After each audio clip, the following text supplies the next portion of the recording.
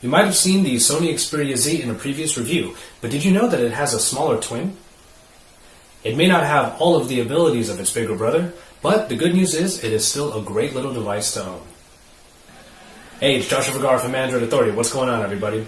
And this is the Sony Xperia ZL.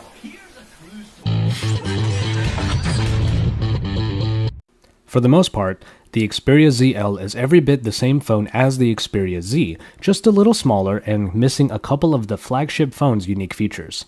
Design is the first thing you'll see with this phone.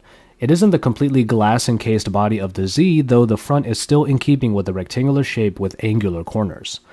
The very same 5-inch display makes a return here, but the body around it has been shrunken down. And that's a very good thing. The front is completely black, with nothing but the Sony logo and the front-facing camera down on the lower right corner. But more on that in a bit. The button layout is different here, but retains that large, sturdy silver power button. It feels really nice and is a good centerpiece for both of Sony's flagship devices. The volume rockers are above the silver this time, but there is also the addition of a dedicated camera button. The sides are about the same as found on the Z, completely flat, making the grip on the sides just as easy. Coming around the back, the ZL does away with the glass and instead has a textured plastic. There is a little give if you really press down on the material, but it shouldn't really pose any problems. It looks nice and actually helps the feel of the phone. Glass phones sometimes slip about in the hand, but that is not an issue here. At the bottom is the only real eyesore in the form of a small flappy cover. It is important in that it houses the micro SIM and micro SD slots, and while I don't really think it's very particularly ugly, it is held by just one piece of elastic. Now, you shouldn't be opening it up too often anyway, but some care might still be needed to ensure it doesn't break off. As far as the feel in the hand, it is really pretty brilliant. 5-inch displays are awesome, as I have been convinced of recently, but as the phones get bigger, they get harder to handle in one hand.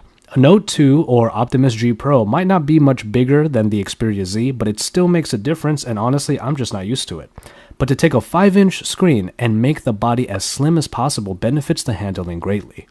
The smaller the bezels get, the more attractive these larger screens will be because they won't take as long to get used to. The Xperia ZL and, mind you, the upcoming Samsung Galaxy S4 is a great example of this. I personally think that it's a perfect middle ground and is a strong suit for this phone. As I mentioned before, you get mostly the same bits with the Xperia ZL as its slightly bigger brother. This is true for the screen. You get the same TFT capacitive screen that is 5 inches large and displays 1080p resolution with 441 ppi. The sharpness is still great, while the Bravia engine built-in makes this display look like a tiny Sony TV. But it does suffer from the same problems as the Xperia Z. All of that glory is hindered by bad viewing angles. Put the phone at an angle and the display loses a lot of clarity and fidelity. The best way to view this screen is dead on, and when you do so, I'll admit that it is still a great experience. Performance should be the same in the ZL as in the Z, and that is pretty much the story here.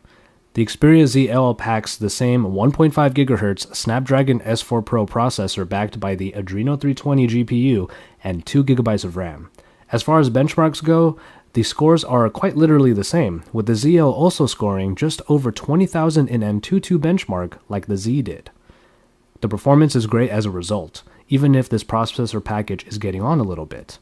However, the Xperia Z and ZL are great examples of how the S4 Pro is still a great performance option and should still stand the test of time.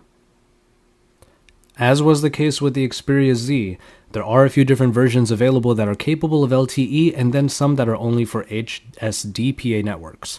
Take care when ordering in your region so that you don't get a version that won't work on your network. Mine works just fine on the T-Mobile HSPA Plus network. Now, I was unhappy with the speaker found on the Xperia Z with its very tinny and shallow sound profile, but at least the now rear-facing speaker is a little bit of an improvement, even if not by too much.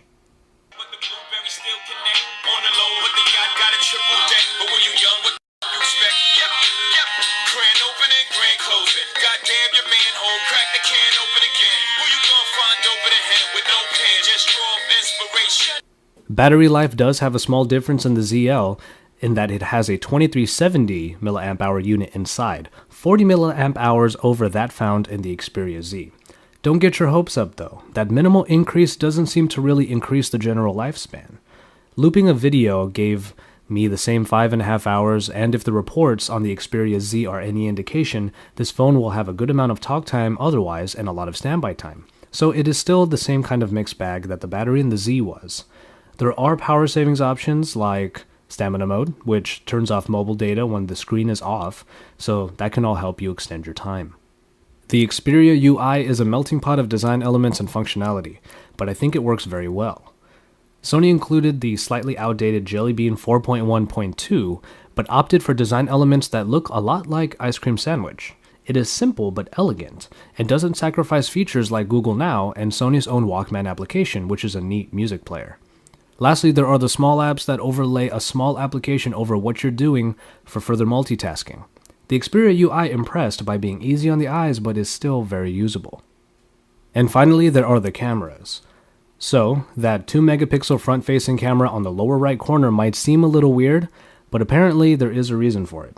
When video chatting, Sony found that people tend to look lower on the screen, well below where typical front-facing cameras are located. So, the camera placement will make you seem like you're actually looking at your caller, and thus make things feel a little bit more natural. I've yet to test it, but let's be honest. Do you ever really care where the other person on the line is looking? On the other hand, the rear camera is the same 13-megapixel Exmor RS shooter that produces very nice shots. Picture quality is more than adequate, though the typical issues with low-light situations continue here. The flash diode does a good job, however, of filling the scene without blowing out the details. The app shows Sony's experience with cameras with the inclusion of Superior Auto, which automatically sets the appropriate scene for what is in the frame. After that, you have the full HD video camera, Burst, and sweeping panorama modes for some extra fun. And so, there you have it. It might set you back at least $700 American unlocked, but the Xperia ZL takes the already pretty beloved Xperia Z and puts it into a smaller, more accessible package, which is, in my opinion, its strongest suit. Sure, you might not have water resistance in this different body, but if that isn't a big deal to you, then you have a great alternative to the slightly larger Xperia Z. It feels very nice in the hand, while being one of the fastest current phones that brings the increasingly popular 5-inch 1080p display. Viewing angles aside, which I and a number of people honestly don't care as much about, there was a lot to love about the Xperia Z, and with the ZL, I think I might have found my favorite phone so far of 2013. Let us know what you think in the comments below, and don't forget to subscribe to our channel because Android Authority is your source for all things Android.